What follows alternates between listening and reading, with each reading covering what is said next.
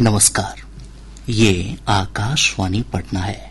अब आप अभिषेक दास से प्रादेशिक समाचार सुनिए। पहले मुख्य समाचार।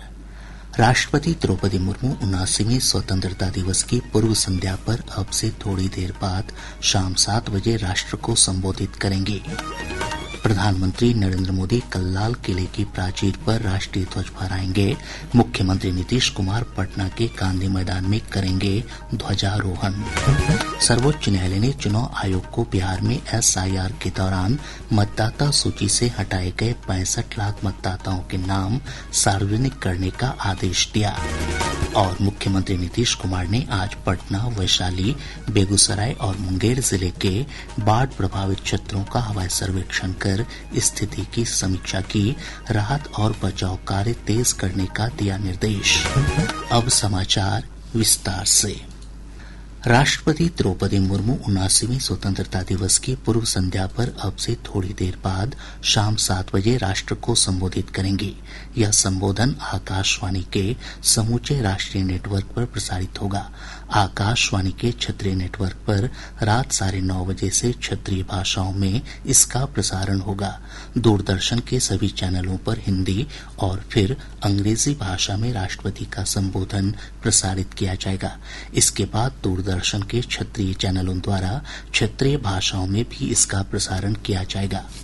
आज विभाजन विभीषिका स्मृति दिवस है। इस दिन 1947 में भारत के विभाजन के दौरान लोगों के पीड़ाओं और कष्टों को याद किया जाता है।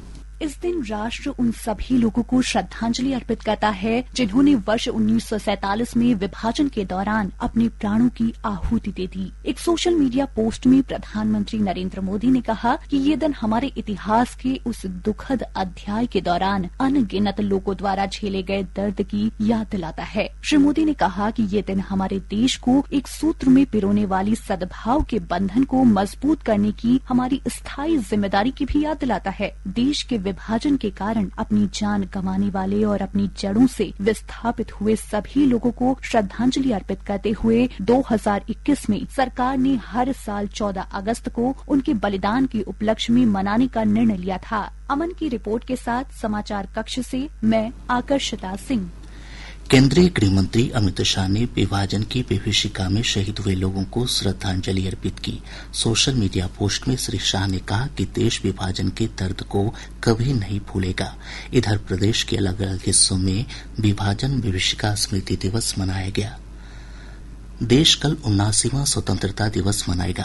प्रधानमंत्री नरेंद्र मोदी इस अवसर पर दिल्ली में लाल किले की प्राचीर से राष्ट्रीय ध्वज फहराएंगे और राष्ट्र को संबोधित करेंगे। वर्ष 2047 तक विकसित भारत के सरकार के दृष्टिकोण के अनुरूप इस वर्ष स्वतंत्रता दिवस समारोह का विषय नया भारत है। एक रिपोर्ट। इस वर्ष स्वतंत्रता दिवस समारोह के दौरान ऑपरेशन सिंदूर की सफलता का उत्सव मनाया जाएगा। निमंत्रण पत्रों पर ऑपरेशन सिंदूर का लोगो और चिनाब पुल का वाटर मार्क भी अंकित है। लाल किले में होने वाले समारोह में शामिल होने के लिए विभिन्न क्षेत्रों से लगभग 5000 विशिष्ट अतिथियों को आमंत्रित किया गया है। इनमें स्पेशल ओलंपिक 2025 का भारतीय दल, अंतर्राष्ट्रीय खेल स्पर्धाओं के विजेता और खेलो इंडिया पैरा गेम्स के स्वर्ण पदक विजेता शामिल हैं। नागरिकों में देशभक्ति की भावना को बढ़ावा देने के लिए स्वतंत्रता दिवस समारोह की शाम पहली बार देश भर में कई बैंड प्रस्तुतियां आयोजित की जाएंगी। समाचार कक्ष से आनंद पाठक। पटना के ऐतिहासिक गांधी मैदान में आयोजित मुख्य राजकीय समारोह में मुख्यमंत्री नीतीश कुमार ध्वजारोहण करेंगे और परेड की सलामी लेंगे। परेड में Bihar police, CRPF, ITBP, PMP, home guard, NCC और भारत स्काउट्स एंड गाइड के जवान भाग लेंगे। साथ ही 20 झांकियां निकाली जाएंगी। समारोह को देखते हुए पटना में सुरक्षा व्यवस्था बढ़ा दी गई है। CCTV कैमरे से गांधी मैदान और आसपास के इलाकों की निगरानी की जा रही है। स्वतंत्रता दिवस के अवसर पर कल राज्य की सभी ग्राम पंचायतों में विशेष ग्राम सभा का आयोजन किया जाएगा। स्वतंत्रता दिवस के अवसर पर बिहार के 15 पुलिसकर्मियों को वीरता और सेवा पदक से सम्मानित किया जाएगा। गृह मंत्रालय ने कहा है कि 7 पुलिसकर्मियों को वीरता पदक, 2 पुलिसकर्मियों को विशिष्ट सेवा के लिए राष्ट्रपति पदक और 6 पुलिसकर्मियों को सराहनीय सेवा पदक से सम्मानित किया जाएगा। स्वतंत्रता दिवस के उपलक्ष्य में राज्य में हर घर तिरंगा यात्रा का आयोजन किया जा रहा है। घर घर तिरंगा, हर घर समस्तीपुर में आयोजित तिरंगा यात्रा में केंद्रीय गृह राज्य मंत्री नित्यानंद राय शामिल हुए। उन्होंने कहा कि आज देश तुष्टीकरण की राजनीति से ऊपर उठकर एक भारत श्रेष्ठ भारत के लक्ष्य को हासिल करने की दिशा में अग्रसर है। भारत में कोई तुष्टीकरण करना चाहेगा, जो भारत की एकता अखंडता को अगर खतरा पैदा करना चाहेगा, यहाँ धर्म के आधार पर तुष्टीकरण के साथ अगर यहाँ अपना फैलाव चाहेगा, अपने परिवार के लिए सत्ता चाहेगा, तो अब यह देश उसको बर्दाश्त करने वाला नहीं है। देश और बिहार की जनता आपको सबक सिखा दी है, आगे भी सबक सिखाएगा। बेतिया में आयोजित तिरंगा यात्रा में सांसद संजय जायसवाल समेत कई गणमान्य लोग शामिल हुए। पटना, गया, बक्सर, शेखपुरा, गोपालगंज, बेगूसराय, सुपौल और शिवहर समेत अन्य जिलों में भी तिरंगा यात्रा का आयोजन किया गया। घर घर तिरंगा, हर घर तिरंगा। सर्वोच्च न्यायालय ने चुनाव आयोग को बिहार में मतदाता सूची के विशेष गहन पुनरीक्षण SIR के दौरान मतदाता सूची से हटाए गए 65 लाख मतदाताओं के नाम सार्वजनिक करने का आदेश दिया है। साथ ही न्यायालय ने कहा कि जिस कारण से नाम हटाए गए हैं उसका भी उल्लेख किया जाए। न्यायमूर्ति सूर्यकांत और न्यायमूर्ति J बागची की पीठ ने कहा कि इस सूची को जिला स्तर पर जारी किया जाए और सबके नाम के आगे हटाने का कारण बताया जाए। इस सूची को प्रखंड और पंचायत स्तर के कार्यालय पर भी लगाने को कहा गया है। इसके अलावा न्यायालय ने इस संबंध में समाचार पत्र, रेडियो और टेलीविजन के माध्यम से भी लोगों के बीच सूचना पहुंचाने के निर्देश दिए। पीठ ने कहा कि चुनाव आयोग मंगलवार तक यह बताए कि SIR प्रक्रिया में पारदर्शिता बरतने के लिए वह क्या कदम उठा रहा है। मामले की अगली सुनवाई 22 अगस्त को होगी। निर्वाचन आयोग ने कहा है कि दावे और आपत्तियों की अवधि के 14 दिन बीत जाने के बाद भी SIR के संबंध में किसी भी राजनीतिक दल द्वारा एक भी दावा या आपत्ति प्रस्तुत नहीं की गई है।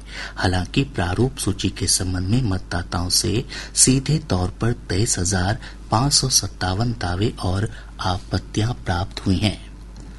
निर्वाचन आयोग ने वैशाली की सांसद वीणा सिंह से 2 विधानसभा क्षेत्रों की मतदाता सूची में नाम रखने के मामले में स्पष्टीकरण मांगा है।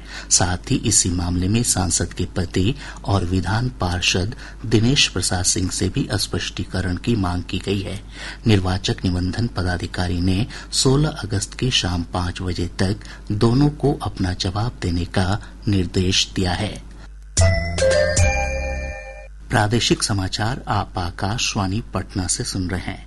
ताज़ा समाचारों के लिए आप हमारे x handle AIR News_ Patna पर जा सकते हैं। मुख्यमंत्री नीतीश कुमार ने आज पटना, वैशाली, बेगूसराय और मुंगेर जिले के बाढ़ प्रभावित क्षेत्रों का हवाई सर्वेक्षण कर स्थिति की समीक्षा की। श्री कुमार ने वैशाली जिले के राघोपुर दियारा, पटना के काला दियारा, रूपस महाजी, रामनगर, कसाह दियारा तथा मोकामा, पाट और फतुहा के टाल क्षेत्रों का निरीक्षण किया। मुख्यमंत्री ने प्रभावित इलाकों में राहत और बचाव कार्य तेज करने के निर्देश दिए। साथ ही उन्होंने बाढ़ प्रभावित लोगों के बीच सूखा राशन, पशु चारा, पॉलीथीन शीट और दवा समेत अन्य जीवन रक्षक सामानों का वितरण सुनिश्चित करने को कहा। गंगा नदी के उफान पर रहने के चलते प्रदेश के बाढ़ प्रभावित क्षेत्रों की स्थिति में कोई सुधार नहीं है। 10 जिलों की 30 लाख से अधिक की आबादी बाढ़ की चपेट में है। गंगा नदी के जलस्तर में कमी आने के बावजूद अभी भी कई स्थानों पर यह खतरे के निशान से ऊपर बह रही है। एक रिपोर्ट।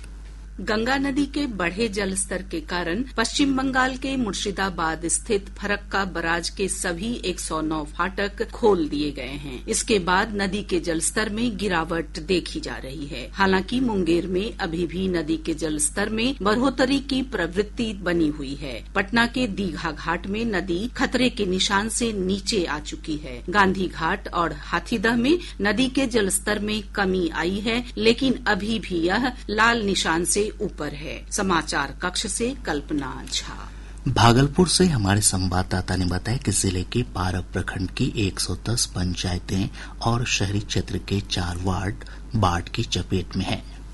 भागलपुर जिले के 12 प्रखंड बाढ़ से सबसे अधिक प्रभावित हैं। कहीं कमर तक तो कहीं छाती तक पानी का जमाव है। बाढ़ पीड़ितों का कहना है कि शिविर में जगह कम होने के कारण काफी परेशानियां हो रही हैं। बाढ़ प्रभावित इलाकों में लोग रत जगह करने को विवश हैं। इधर किसानों की मेहनत बाढ़ की भेंट चढ़ चुकी है। सैकड़ों एकड़ खेत में लगी धान की फसल पूरी तरह बर्बाद हो गई है। आकाशवाणी समाचार के लिए भागलपुर से विनोद कुमार। हमारे मुंगेर संवाददाता ने बताया कि जिले के 253 गांव बाढ़ की चपेट में हैं। मुंगेर जिले में हजारों बाढ़ पीड़ित घर छोड़कर NH 80 बबुआ घाट समाहरणालय कार्यालय के आसपास और सरकार द्वारा बनाए गए आश्रय स्थलों पर शरण लिए हुए हैं। कहीं कहीं बाढ़ पीड़ितों को पॉलिथीन सीट के सहारे गुजर बसर करना पड़ रहा है। पेयजल और शौचालय की समस्या भी झेलनी पड़ रही है। किसान और पशुपालक पशु चारे की समस्या से जूझ रहे हैं। जिला प्रशासन द्वारा बाढ़ पीड़ितों को उपलब्ध कराई जा रही सुविधाएं नाकाफी साबित हो रही है, जिस कारण लोगों में आक्रोश व्याप्त है। आकाशवाणी समाचार के लिए मुंगेर से प्रशांत कुमार सिंह। कटिहार जिले में गंगा, कोसी, महानंदा, परंडी और कारी कोसी नदियों के उफान पर रहने के चलते बाढ़ की स्थिति लगातार गंभीर बनी हुई है। खगड़िया से हमारे संवाददाता ने बताया कि गंगा के साथ साथ बूढ़ी गंडक और कोसी नदी लगातार तबाही मचा रही है। खगड़िया सदर, परबत्ता और मानसी प्रखंड बाढ़ से सबसे अधिक प्रभावित हैं। इधर पटना, वैशाली, बेगूसराय, सारण, भोजपुर और लखीसराय जिले में बाढ़ प्रभावित इलाकों की स्थिति गंभीर बनी हुई है। प्रदेश में मानसून की सक्रियता से बारिश का सिलसिला जारी है। पिछले 24 घंटों के दौरान पटना के अथमलगोला में रिकॉर्ड 226 मिलीमीटर बारिश रिकॉर्ड की गई। मौसम पूर्वानुमान में कहा गया कि आज बांका, भागलपुर और किशनगंज जिले में कुछ स्थानों पर भारी बारिश हो सकती है। जम्मू कश्मीर के उड़ी सेक्टर में नियंत्रण रेखा LOC पर आतंकवादियों से मुठभेड़ के दौरान भागलपुर निवासी सेना के हवलदार अंकित कुमार शहीद हो गए। उनका पार्थिव शरीर कल जिले के रंगरा प्रखंड के चापर गांव लाया जाएगा। यहां उनका पूरे सम्मान के साथ अंतिम संस्कार होगा। पटना उच्च न्यायालय ने राजद के पूर्व विधायक राजबल्लभ यादव को नाबालिग से दुष्कर्म के मामले में बरी कर दिया है। निचली अदालत ने उन्हें इस मामले में उम्र कैद की सजा सुनाई थी। राजबल्लभ यादव पर नवादा में अपने आवास पर एक नाबालिग से दुष्कर्म का आरोप लगा था। और अब अंत में मुख्य समाचार एक बार फिर। राष्ट्रपति द्रौपदी मुर्मू 79वें स्वतंत्रता दिवस की पूर्व संध्या पर अब से थोड़ी देर बाद शाम 7 बजे राष्ट्र को संबोधित करेंगे। प्रधानमंत्री नरेंद्र मोदी कल लाल किले की प्राचीर पर राष्ट्रीय ध्वज फहराएंगे। मुख्यमंत्री नीतीश कुमार पटना के गांधी मैदान में करेंगे ध्वजारोहण। सर्वोच्च न्यायालय ने चुनाव आयोग को बिहार में SIR के दौरान मतदाता सूची से हटाए गए 65 लाख मतदाताओं के नाम सार्वजनिक करने का आदेश दिया। और मुख्यमंत्री नीतीश कुमार ने आज पटना, वैशाली, बेगूसराय और मुंगेर जिले के बाढ़ प्रभावित क्षेत्रों का हवाई सर्वेक्षण कर स्थिति की समीक्षा की। राहत और बचाव कार्य तेज करने का दिया निर्देश। इसके साथ ही आकाशवाणी पटना से प्रसारित प्रादेशिक समाचार का ये अंक समाप्त हुआ। आकाशवाणी पटना से अगला समाचार बुलेटिन प्रातः 8:48 से प्रसारित किया जाएगा।